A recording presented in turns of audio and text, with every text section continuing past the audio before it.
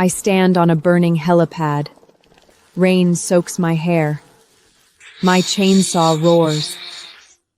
A jet slams into the skyscraper behind me. I don't flinch.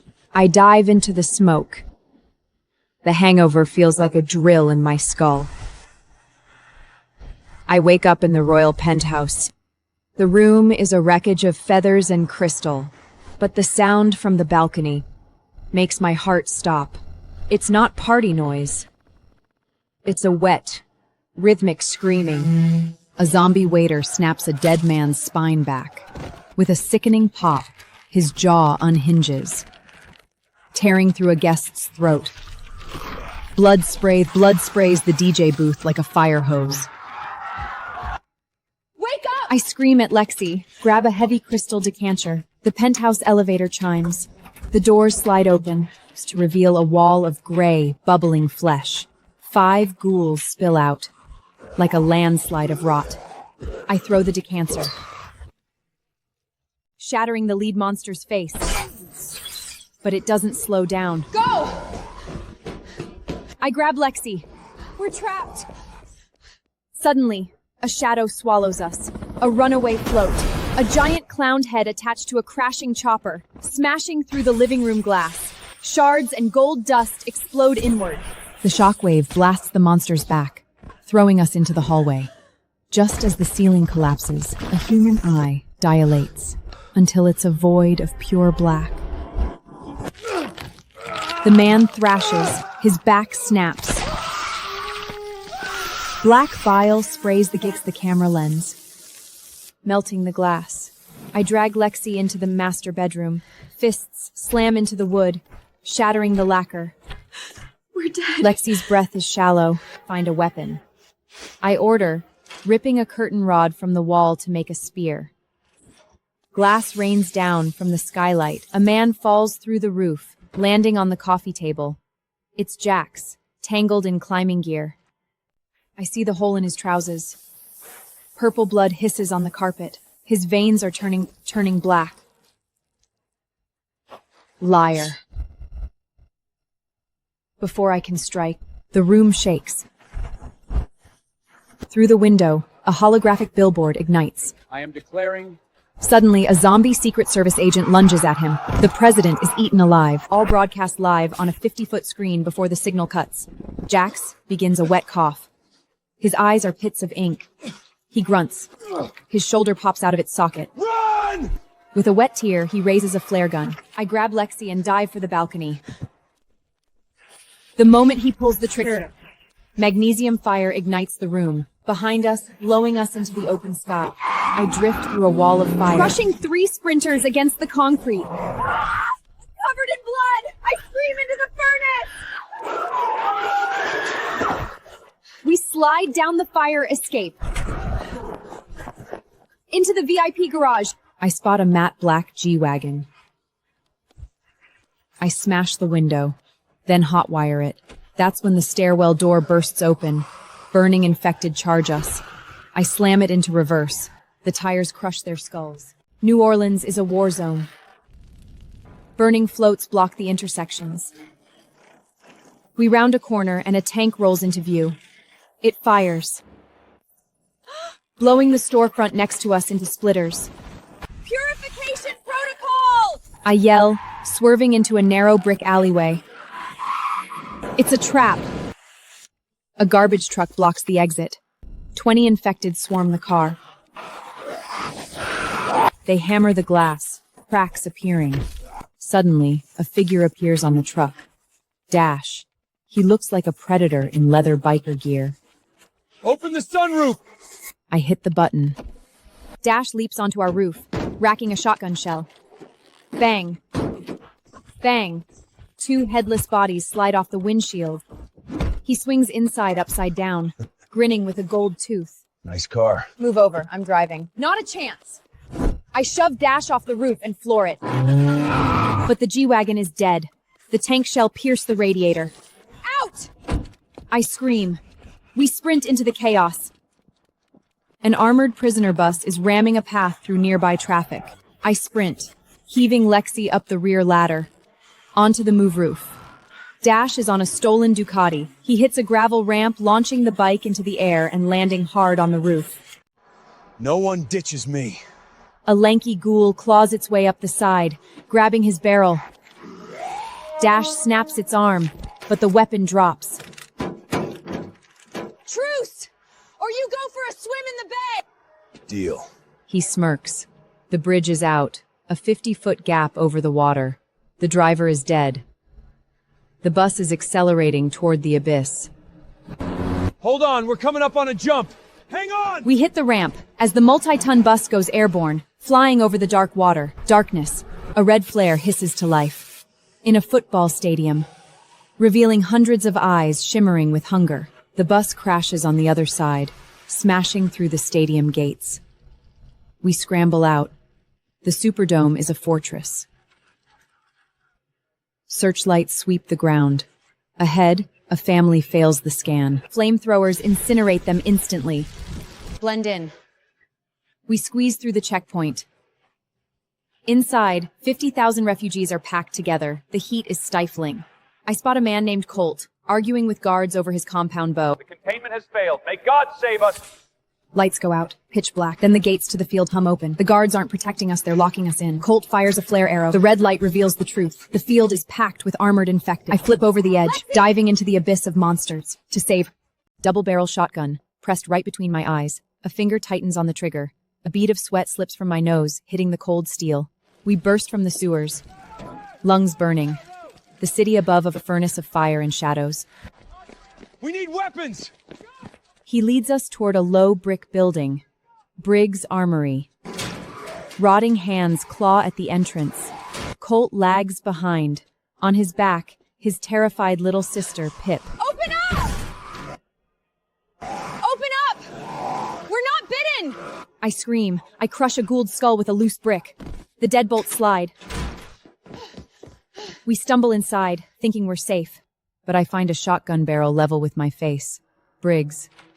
A hard man. Beside him, his son Ren is faster. He kicks out Colt's legs, sending him and Pip to the floor. Ren pins a machete against Colt's throat. Give me one reason. Why I shouldn't paint the walls with your brains. The heavy steel door behind us begins to buckle. The hinges scream under the weight of the horde outside. Because your line is about to break. I look Briggs in the eye. You have ammo, but you don't have enough shooters. We can help, or we all die here. Ren, let him up. Everyone grab a crate. We're leaving. What? The glass shatters. A modified Ford Raptor bursts through, going airborne. The bumper catches a zombie midair, turning it into a red smear across the windshield. Load the ammo! Fast! We heave bags of ammunition into 2 trucks.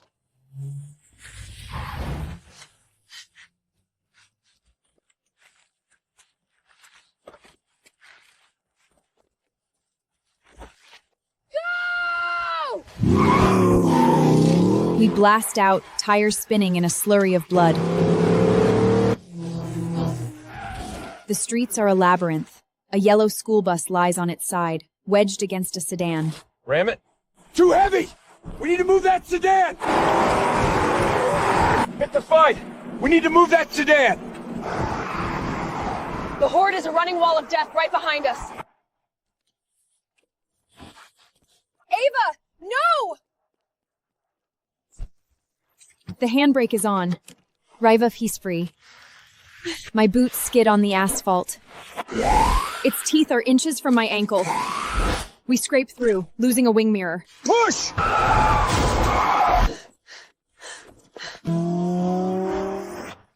Where are we going? The tree line. I have a cabin. Isolated. A bloody hand slaps against the cold glass. It makes me jump. It's my own hand. I scrub at the drying blood. Deer, not human, trying to see into the black forest.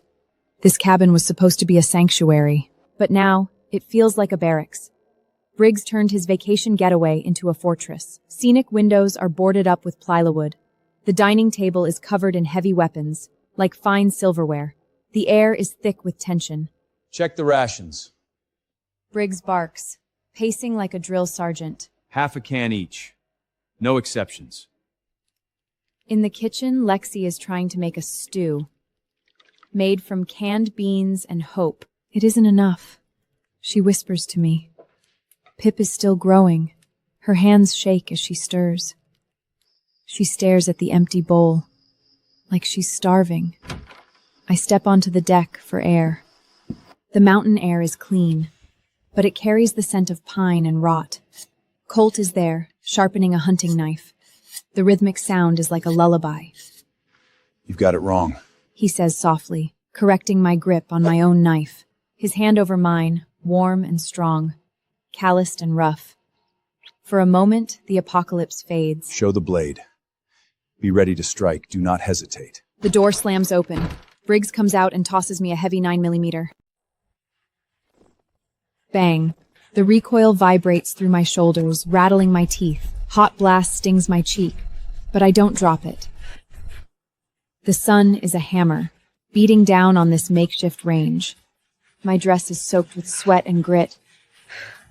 My shoulder throbs from 100 hits. Click. Dry again. You couldn't hit a barn door from the inside. Colt laughs. I reload, my fingers slick with oil and sweat. I aim for the tin can on the fence post. I miss. Dirt splashes 3 feet to the left. Focus! That can isn't a can! It's a ghoul eating your sister!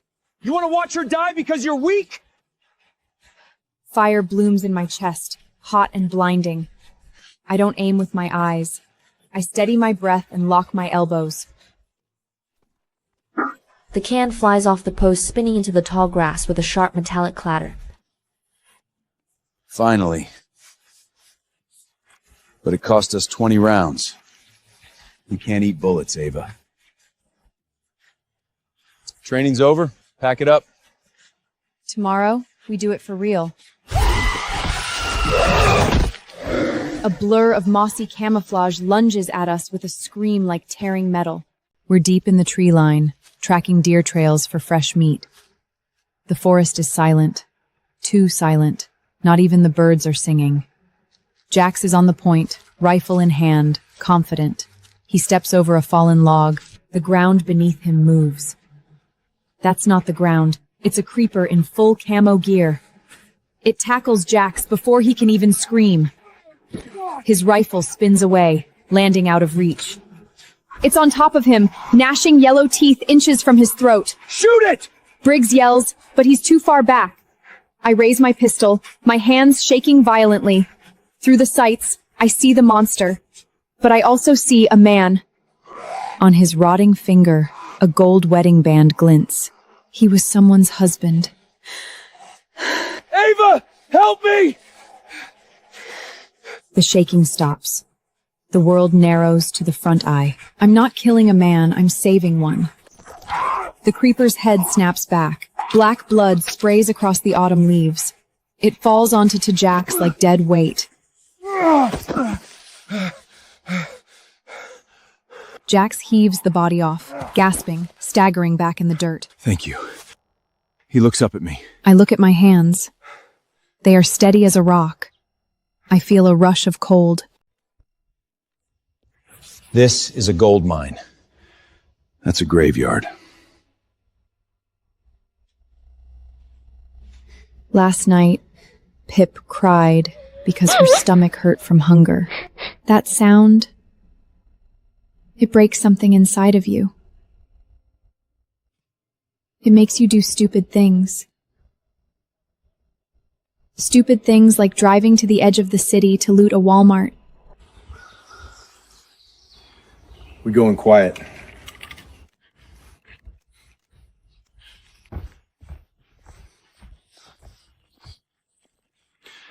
Lexi, you stay with the kid. Lock the doors. Don't open for anyone but us.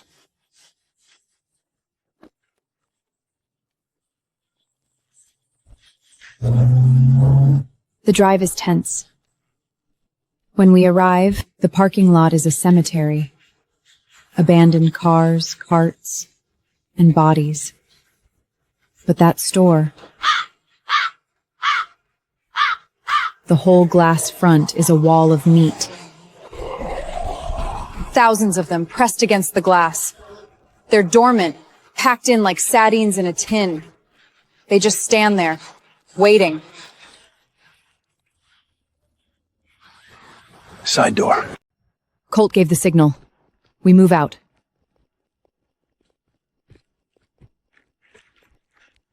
We jemmy a fire door open. It groans. Rusty metal against metal.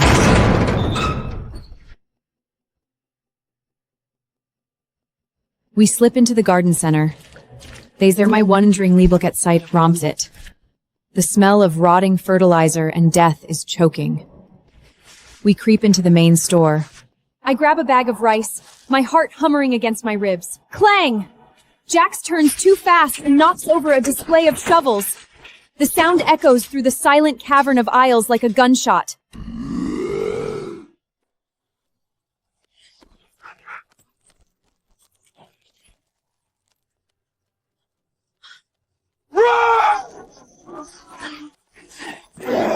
It's not a trickle. It's a damn gun. Up! Get up! We scramble up the metal racking.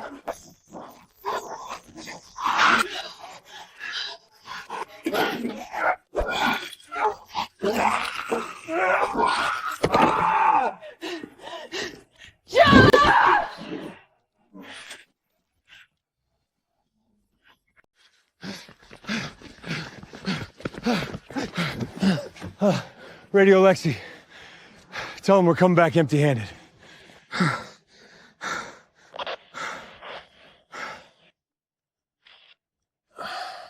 It's dead. We need parts. Gretenya police station. They'll have long-range comms and guns. It's our only shot. The station doors stand open, swinging slightly in the breeze. It doesn't look like a building. It looks like a mouth, waiting to swallow us. The lobby is dark and unnaturally quiet. Strange red symbols are spray-painted on the walls. Not gang signs, but warnings. A long smear of blood on the floor, dragging into the depths of the building. I don't like this. Armory's downstairs. Briggs pushes past him, blinded by the need for weapons. We find the cage. It's intact. M4s, shotguns, crates of ammunition. We hit the jackpot. Dozens of armed men line the railings, weapons trained on our heads. A man in a clean suit steps forward. He's smiling, but his eyes are empty. This is Elias. Welcome to Gretenya. Drop them. A boot kicks into my spine, sending me sprawling onto the cold concrete. The heavy iron bars slam shut with a finality that vibrates through my bones. The air tastes of bleach and old blood. From the next cell comes the sound of a man screaming. A high, sharp sarp of torture that goes on far too long. You can't do this!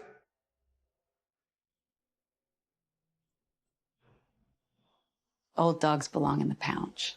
He keeps me and Jax together in a narrow cell, away from the others.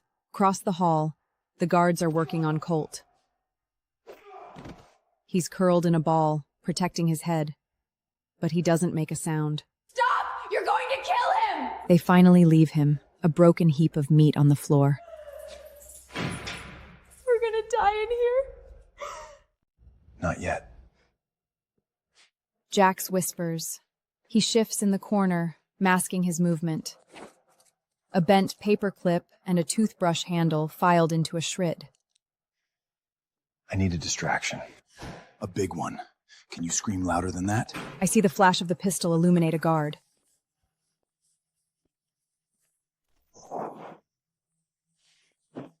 I step over him without blinking. The fire alarm Jax tripped is screaming overhead, drowning out the shouting. Go! Stay down!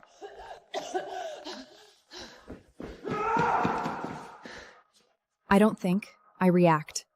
My survival instinct overrides my morality. I raise the pistol and fire. We have to go! Now! The fence is down. The dead are flooding in. A tide of rotting flesh mixing with panicked men. Drive!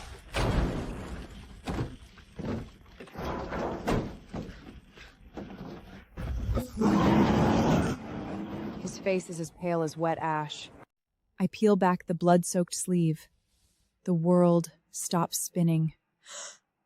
A pulsing, necrodye web of black ink, like living parasites crawling up his arm. What is this? We fly down the highway, wind whipping through our hair, leaving the burning station far behind. Adrenaline is fading, replaced by a cold, spreading dread. Ren is shaking violently in the corner, sweat drenching his shirt despite the cool night air. Let me see. It's just a scratch. The silence that falls is heavier than a coffin lid.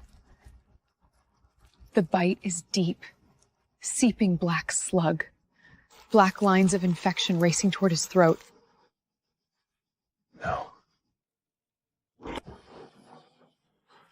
No, we can fix it. We have antibiotics back at the cabin. Briggs, stop! High-grade stuff. Pills won't fix that. He's gone.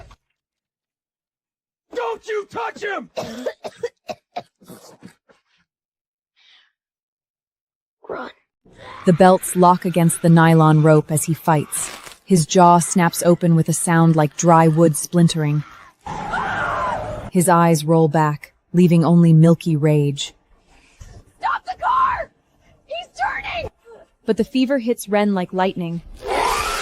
Letting out a gurial roar that isn't human, he lunges across the bed, snapping at Leixi. Hold him down! Slow down! The truck swerves violently as Briggs loses control. We leave the asphalt, tearing through a rusted guardrail, then a nosedive into the drainage hits. Impact slams us against the metal walls. Ribs bruising, skin tearing. I groan, wiping blood from my eyes. The truck is tilted at a sharp angle, engine smoking. Bricker scrambles out of the driver's side. Ren! Ren is tangled in the netting and belts. He's not Ren anymore. Snapping at the air, struggling to break free and feed on us.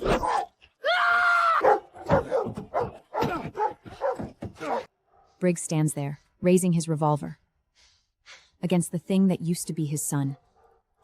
His hands are shaking so hard the gun rattles. Do it, Briggs. End it. I can't. The old man sobs. He's my son. The boom of the shotgun is deafening, silencing the birds in an instant. Brain matter splatters across Briggs's face, mixing with his tears. His son's body goes limp, finally slouching into the mesh. The savage roaring from the truck bed is the only sound. Briggs stares through the sights, weeping openly, but his finger won't pull the trigger. The thing lunges, snapping inches from Briggs's face, hungry for the flesh of its own father. The shot is deafening, silencing the bird. It wasn't Briggs who fired. Ren's head disappears in a mist of red. His body slumps into the net, finally at peace. Brain matter splatters across Briggs's face, mixing with his tears. Dash lowers his smoking shotgun, a look of cold pragmatism on his face. You couldn't do it. I did it for you. Briggs lets out a scream, a pure animalistic keening. The sound tears through the forest. He lunges at Dash, fists flying, mud-cacked knuckles against leather. He was my son! He was still alive! Colt and I pull Briggs back. The old man collapses in the mud, broken. We dug a shallow grave under the pines and buried Ren, using a hubcap as a tool. It starts to rain as we shove the last of the dirt, washing the blood into the soil, turning the world into a gray sludge. I stare into the dying embers of the fireplace. Cheap whiskey burns my throat. Snap. A branch breaks in the darkness. Not the wind. Heavy, dragging footsteps. The cabin feels like a tomb tonight. Briggs has locked himself in the master bedroom. Rain hammers against the roof, relentless and depressing. My hands won't stop shaking. Did we? Or are we just waiting for our turn? We kiss. It isn't romantic. It's desperation. Searching for human warmth in a cold, dead world. Snap. The sound came from the perimeter, the woods. Deer? Crunch. Squish. More sounds. Lots of them.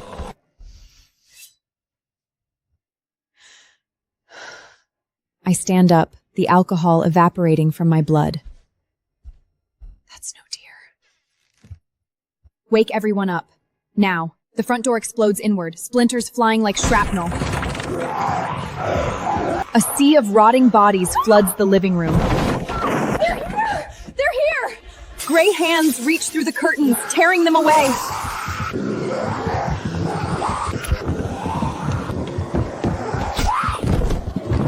Get upstairs! Go! The horde swallows him. His roar turns into a struggle. I stumble up the stairs, heart hammering against my ribs. I find Pip, huddled under the bed, clutching a teddy bear. We're trapped. We have to get out. Jump! We slam onto the metal roof and roll into the wet grass. I flood it, leaving Colt behind in the dark, dying in the middle of nowhere. This car only made it 5 miles. The radiator was punctured by debris during the escape. Beside me, Pip was sobbing uncontrollably. I want Colt. I want to be Nar. She screamed until her voice went harsy. We're stranded on a desolate country road, surrounded by thick, eerie woods. Get out of the car.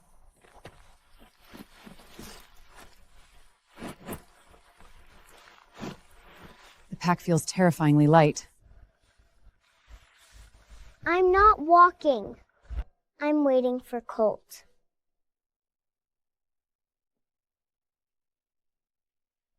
Colt isn't coming. If you stay here, you'll die.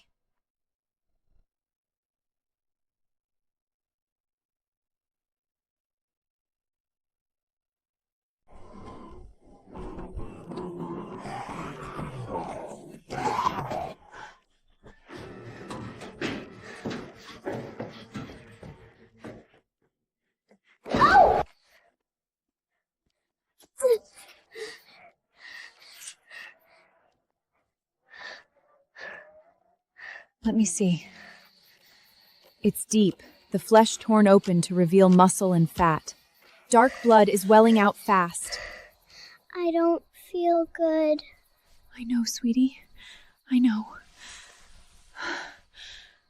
I pour the clear vodka onto the gaping wound.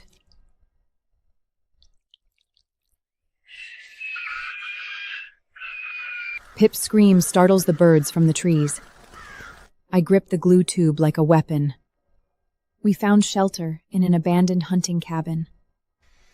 Pip is shaking violently on the floor. Her skin is burning to the touch. Her wound is red and swollen, oozing infected pus.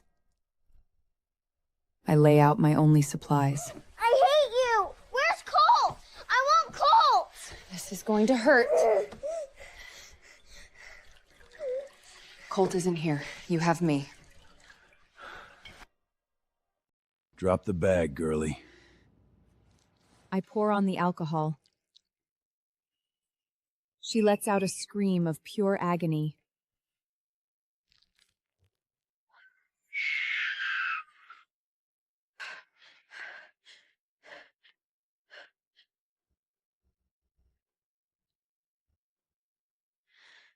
The girl who ran from the tower is gone.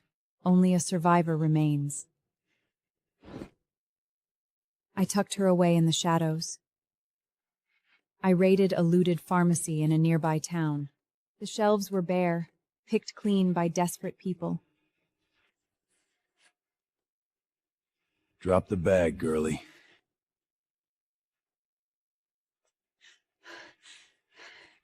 Take it. When he reached for the pack, I turned. I didn't let him go. I sat on him and finished it. Bang. Bang. He stopped moving. The third one hesitated. I didn't.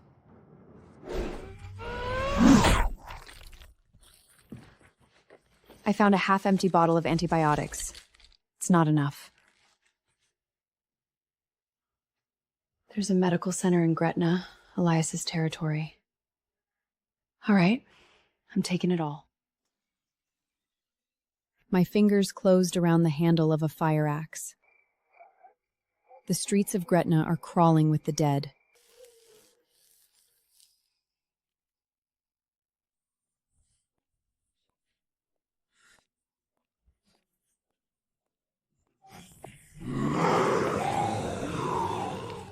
I don't run. I walk straight towards them. The blade sank deep into its skull with a wet crack. The third one hesitated. I didn't.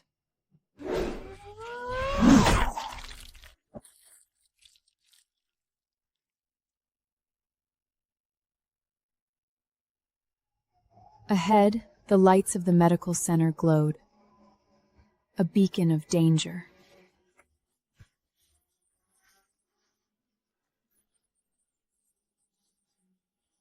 I'm coming. Through the green lens of the night vision hoggles, I throw a glass bottle to the left. A diversion for the hungry shadows. This place is a fortress.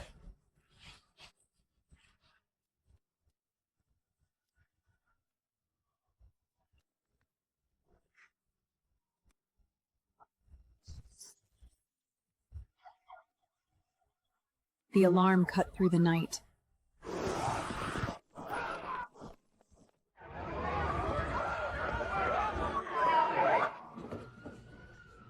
I navigate the halls and find the pharmacy.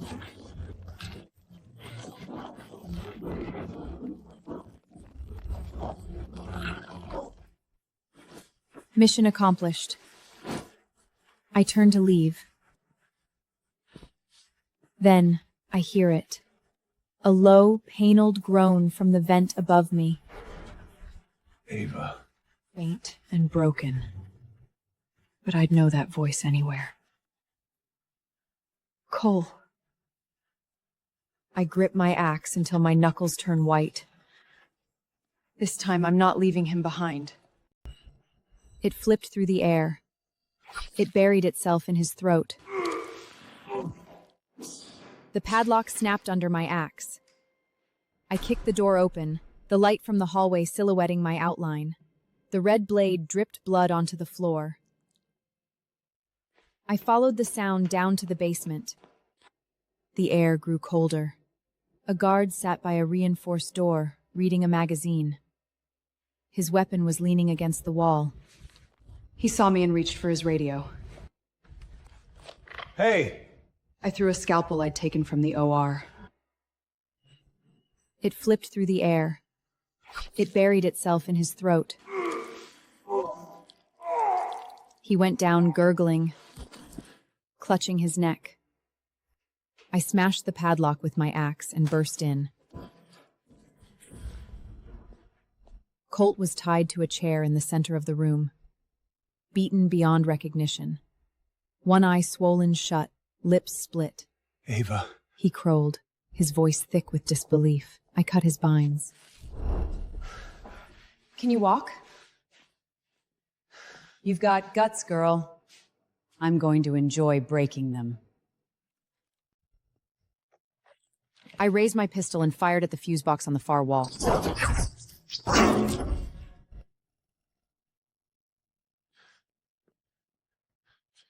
He's coming. What is it? Even injured as he was. Footsteps approached. Elias and 3 of his thugs, blocking the light. Kill the boy, keep the girl. Elias gave the order and stepped in. I spotted the junction box in the corner. Close your eyes!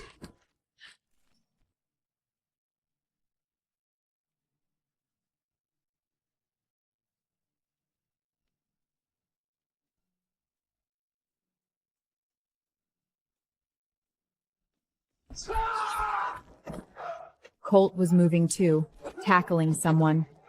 Gunshots erupted blindly, flashing like a strobe light. The red emergency lights hummed to life, bathing us in a bloody gloom. Elias was right in front of me. He grabbed my hair. Slam head against the concrete wall. My vision blurred. Game over. He sneered, his hands like vices around my throat. His thumbs dug into my windpipe, squeezing the air out of me. Black spots danced before my eyes. I kicked and clawed, but he was too strong. Die. My hands groped across the filthy floor. I felt it, a jagged shard from a light bulb broken in the firefight.